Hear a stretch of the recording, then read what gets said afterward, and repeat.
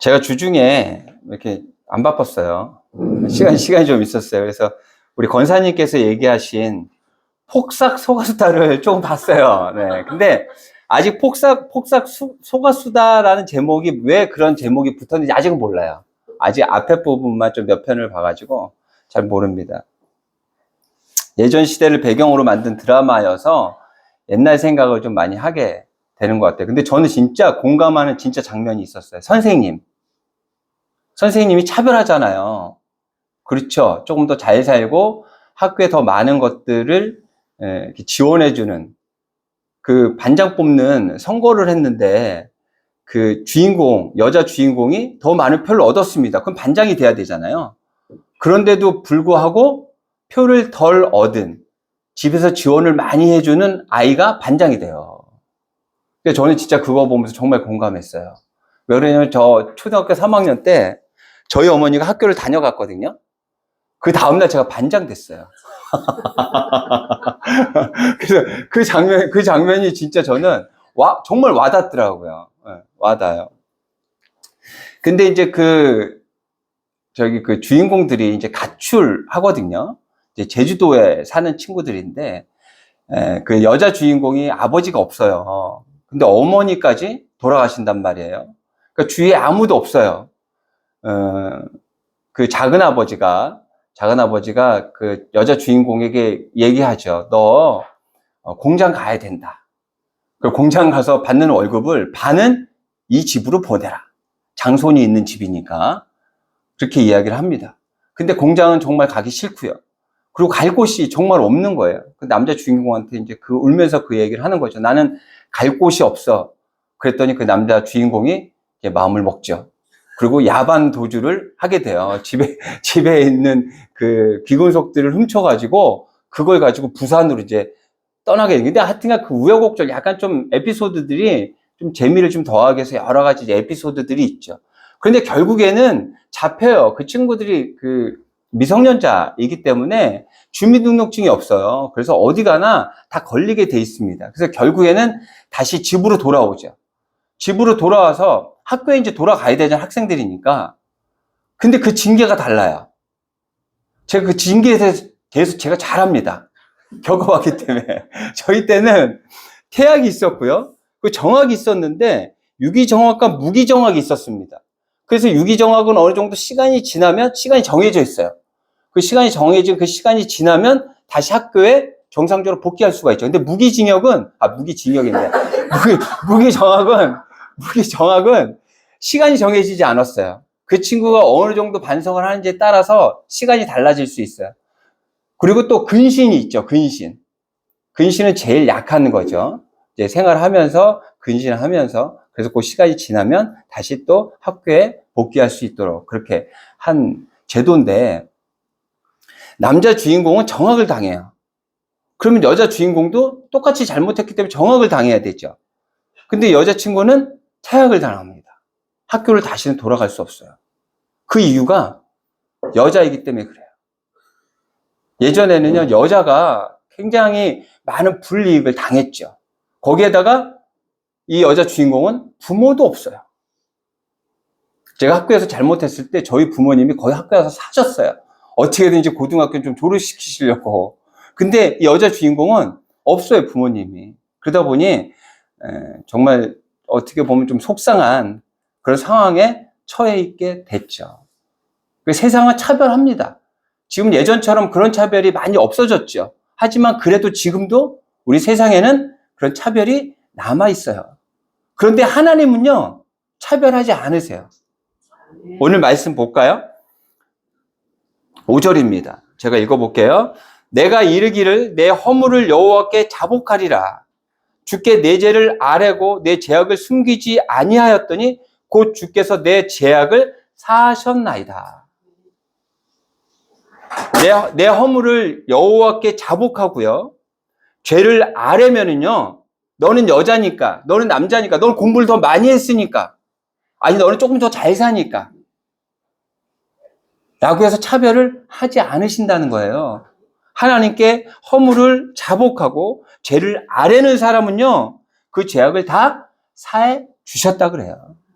하나님은 차별하지 않는 분이에요. 하나님께 나아가서 우리의 잘못을 고하고 은혜를 구하게 되면 모든 자들에게 똑같은 은혜를 허락하신다는 거예요. 근데 보면 이렇게 되기까지 그 전 단계가 있어요. 어떤 상황인지 한번 볼까요? 하나님 앞에 나가서 입으로 고백하지 않았을 때 그때 벌어지는 모습이 어떤 모습인지 한번 볼게요. 3절입니다. 내가 입을 열지 아니할 때 나가서 입을 열지 않았어요. 주님 앞에 고백하지 않았어요. 종일 신음함으로 내 뼈가 새하였도다. 주의 손이 주야로 나를 누르시오니 내 진액이 빠져서 여름 가뭄에 마름같이 되었나이다. 진액이 빠져갖고 여름 가뭄에 마름같이 되었대요. 지금 이 산불 때문에 온 나라가 난리죠. 여태까지 이렇게 큰 산불이 난 적이 없었답니다. 산불을 끌어갔던 사람들이 생명을 잃는 일들이 생기고요. 그리고 헬기가 추락이 돼서 헬기 조종사가 죽고요. 그리고 이제 불이 다 꺼졌나 싶었는데 또 다시 또 불이 또 일어나서 이렇게 큰 불이 일어나게 된 가장 큰 원인은 바람이죠. 사람의 어떤 실수도 있지만 바람이 엄청나게 강하게 불었답니다. 그래서 이렇게 보면은 막 몇백 미터로 불이 이렇게 막 도깨비 불처럼 막 그런 모습들을 봤다는 거예요. 그리고 또 하나의 원인은 이때 날씨가 굉장히 더웠었습니다.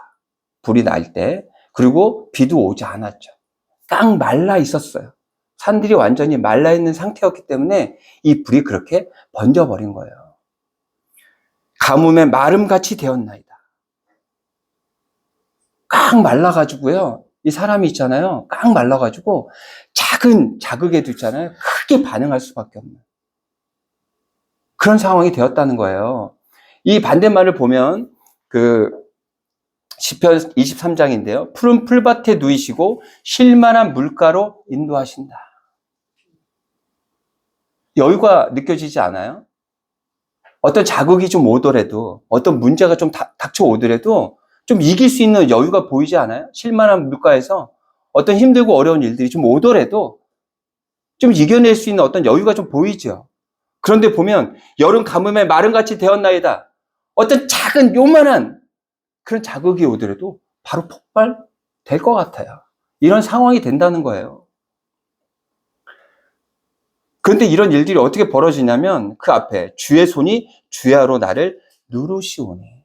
주야로. 주야로는 이 이야기가 뭐예요? 밤과 낮과 밤 계속해서 이 사람을 가만히 두지 않는다라는 거예요. 좀 전에 말씀드렸던 그 드라마 있잖아요. 그 드라마에 보면 남자 주인공이 여자 주인공 옆을 떠나지 않습니다. 그리고 여자 주인공에게 뭐가 필요하잖아요? 이 남자 주인공은 말도 안 해요. 그냥 내밀어요. 그러니까 이 남자 주인공은 진짜 멋있더라고요. 말로 안 해요. 무조건 다 행동이에요. 필요한 게 있으면 그냥 갖다 줘요. 항상 옆에 있어서 그녀에게 뭐가 필요한지 이 남자는 알고 있어요. 그래서 그 여자 주인공에게 뭐가 필요하다 하면 바로 손을 내밀어요. 보면 그 집에 이제 어머니가 죽기 전에 재혼을 합니다. 재혼해서 다른 아이들과 같이 살아요. 그러니까 아버지 집, 할머니가 있는 그 집으로, 작은 아버지가 있는 그 집으로 이 여자 주인공이 가서 살아요. 근데 그 집 식구가 5명이고 여자 주인공까지는 6명이에요. 그런데 그 남자 주인공 집이 생선 가게를 합니다. 이 집에서 생선을 사가면 항상 5마리만 사가요.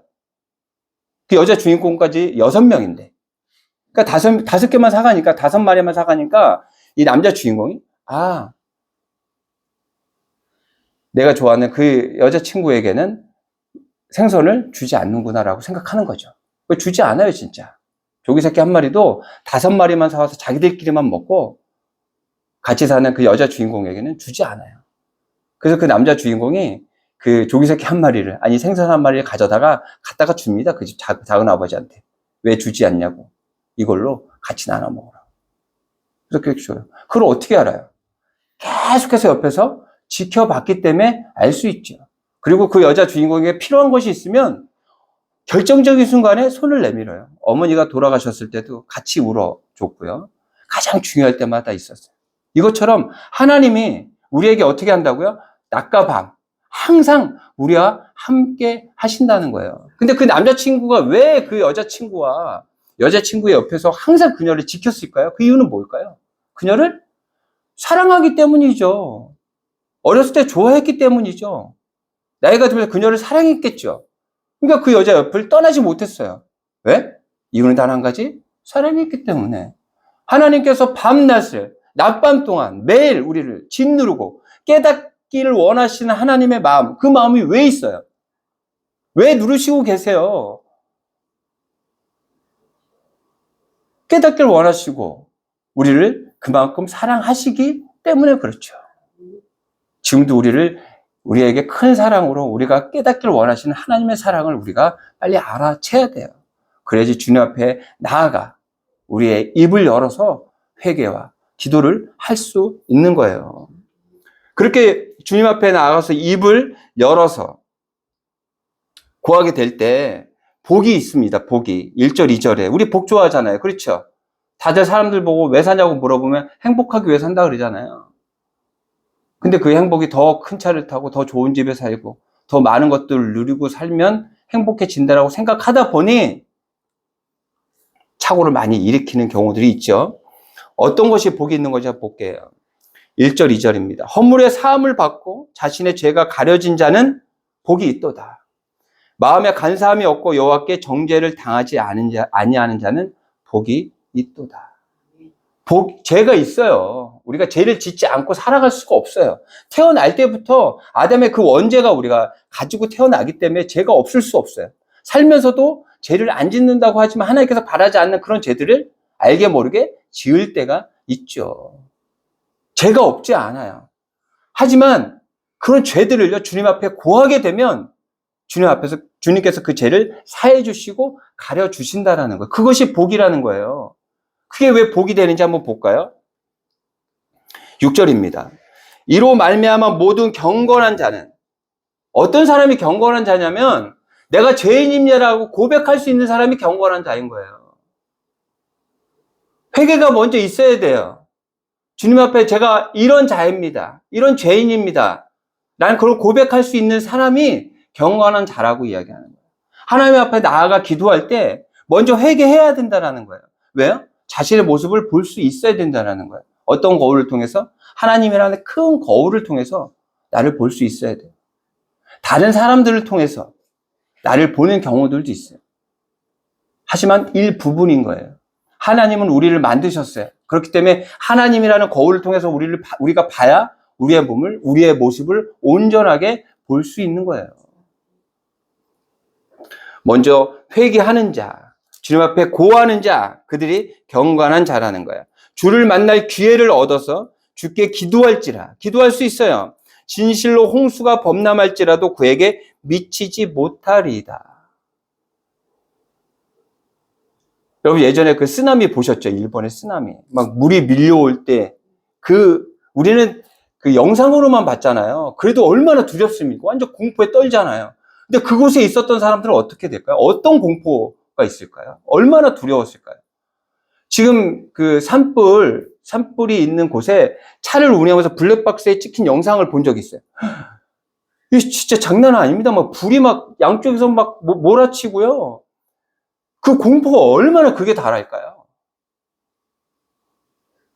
도로를 달리다가 도로가 갑자기 없어져요.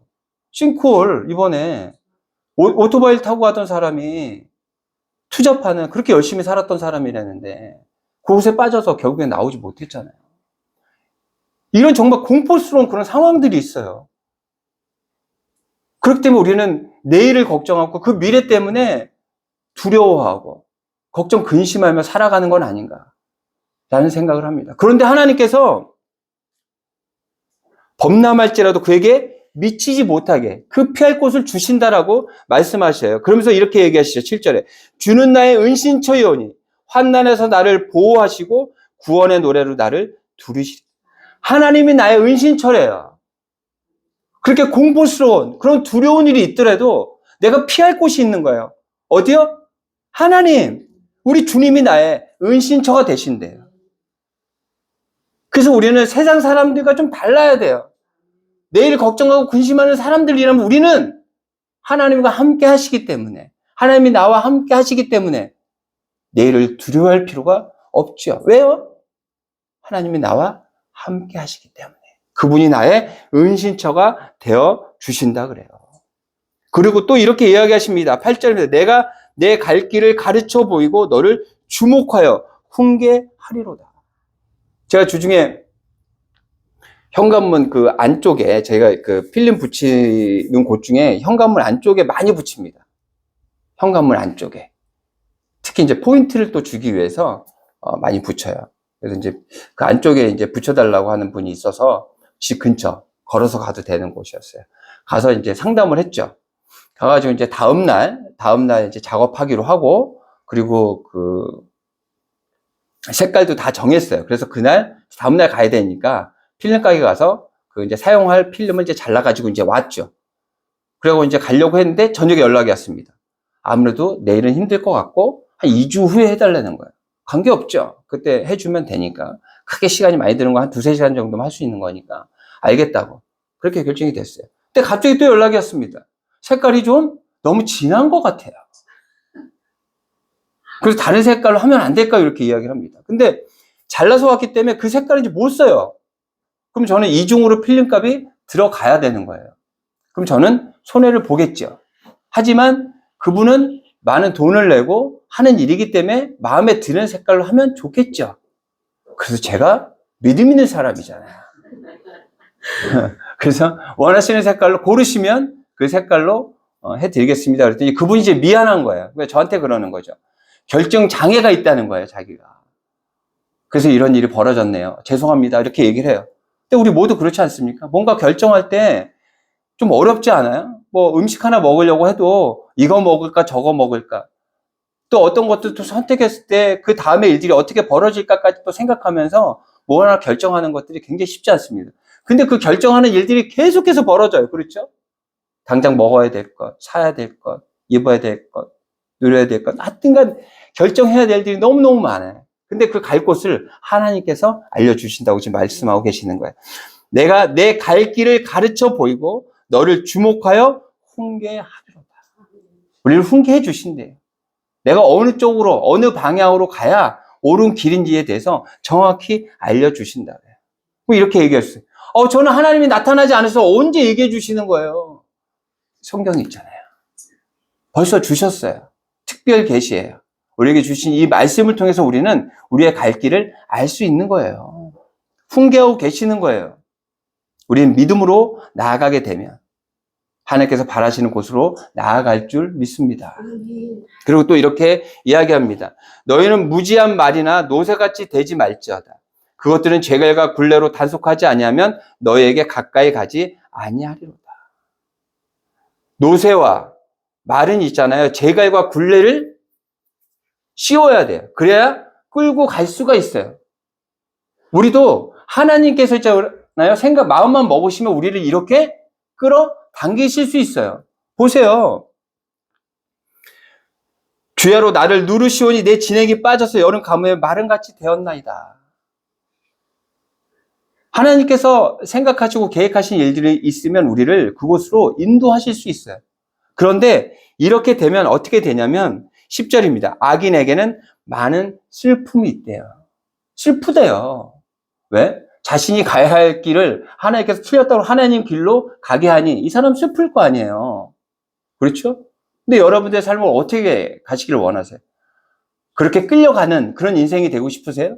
아니면 자발적으로 하나님께서 원하시는 뜻이 무엇인지 그 훈계하시는 것들을 깨달아 알아서 하나님께서 원하시는 길을 가시겠습니까? 그렇게 가는 우리가 되어야겠죠. 그렇게 될 때 어떻게 되냐면 인자하심이 두루리로다. 하나님이 인자하심이 나를 두루린대요. 그 느낌이 어떨까요? 하나님의 성실, 사랑, 그 인자하심이 나를 두른대요. 기뻐하지 않을 수 없죠. 11절입니다. 너희 의인들아 여호와를 기뻐하며 즐거워할지어다. 마음이 정직한 너희들아 다 즐거이 외치지 않을 수가 없죠. 끌려가는 것이 아니라 하나님께 주신 이 훈계를, 인도하심을 따라서 나아가게 되면 기뻐할 수밖에 없는 거예요. 감사할 수밖에 없는 거예요. 그래서 우리가 찬양하는 거예요. 그냥 찬양하는 게 아니에요. 주신 은혜를 기뻐하며 감사하며 우리는 찬양하는 거예요. 케미라는 말을 많이 쓰죠. 케미가 좋다? 케미가 맞다? 이 케미스트리라는 그 영어에서 나온 말이거든요. 케미스트리는 화학이라는 거예요. 그러니까 이제 화학 반응처럼 이렇게 서로의 반응이 참 좋게 나타난다라는 걸 케미라고 그렇게 이야기하죠. 그것을 이제 찾아봤더니 이렇게 써 있어요. 사람 간의 화학 관계를 의미하는 것으로 자주 사용되고 있습니다. 즉, 두 사람 사이의 끌림이나 궁합이 잘 맞는 상태를 표현할 때 이 용어를 사용하게 됩니다. 근데 이 화학 반응 있잖아요. 화학 반응을 우리 실생활에서 정말 이렇게 볼 수 있는, 쉽게 볼 수 있는 게 있거든요. 뭐냐면 두부 만들 때. 그렇죠? 두부 그 콩을 갈아가지고 불로 뗍니다. 불로 계속해서 떼면 두부가 만들어지나요? 안 만들어지죠. 떼면 어떻게 돼요? 그냥 물만 쫄겠죠. 다 타고 없어지겠죠. 거기에 뭐가 들어가야 되냐면 간수가 들어가야 돼요. 간수가 들어가면 그 콩물이 두부가 될 수 있는 거예요. 오늘 말씀을 통해서 우리는 뭘 깨달아야 되냐면 나의 인생, 제대로 된 인생, 이 땅에 온 그 이유대로 살아갈 수 있는 그 단 한 가지 그 방법은 뭐냐면 하나님이라는 그 간수, 하나님의 그 뜻과 하나님의 그 마음을 깨달아 알아야만 우리가 제대로 된 인생을 살아갈 수 있다. 하나님과의 제대로 된 만남이 있어야 하나님께서 우리를 이 땅에 보내셨는데 하나님께서 우리를 이 땅에 보내신 이유를 명확히 깨달아 알게 되고 그 뜻 안에서 우리는 살아갈 수 있다. 정확히 깨달아 알아야 돼요. 그러기 위해서는 어떻게 된다고요? 하나님 앞에 나와서 입을 열어서 고해한다 그랬죠. 회개해야 된다 그랬죠. 제가 이 자리에 여러분들에게 말씀을 전하는 이 자리에 오기까지 여러 기도가 있었겠죠. 그렇죠. 저희 어머니의 기도가 가장 컸다고 생각하고요. 또 제 아내의 또 기도가 있었겠죠. 그리고 또 말씀을 준비하면서 생각해 봤더니 제가 예전에 또 말씀 들었는지 모르겠는데 제가 초등학교 때 어머니를 따라서 부흥회를 갔습니다. 근데 그 부흥사가요, 회개를 하라고 그래요. 회개를 하면서 제가 얼마나 울었는지 몰라요. 무슨 죄를 제가 이렇게 졌는지 모르는데 정말 많은 눈물을 흘렸습니다. 그랬더니 옆에 있는 아줌마가 이러는 거야. 야야야, 너 뭔 죄를 져가지고 그렇게 눈물을 흘리니 막 그러는 거예요. 근데 저는 이 말씀 준비하면서 그 생각이 나는 거야. 아, 그때 내가 했던 그 회개의 기도가 내가 지금 이 자리까지 오기 위한 어떤 발판이 되지 않았나? 하나님께서 바라시는 그 기도가 그 기도인가? 하는 그런 생각이 들었어요. 하나님을 알고 하나님과 동행한다고 하지만 우리의 모습을 돌아보면 입을 열어서 고백해야 될 우리의 모습들이 있어요. 이 시간 그 모습을 고백했으면 좋겠어요. 그렇게 자복하고 회개하며 나아가는 우리가 되게 될 때 하나님께서 하나님의 기쁜 뜻으로 우리를 이끄시고요. 또 우리가 어떤 어려운 일들을 겪더라도 우리를 피할 수 있는 은신처럼 하나님의 자리로 인도하실 겁니다. 그렇게 하나님 앞에 먼저 나아가 고하는 여러분, 그리고 하나님의 크신 복을 누리는 여러분들이 되시기를 바랍니다. 아멘.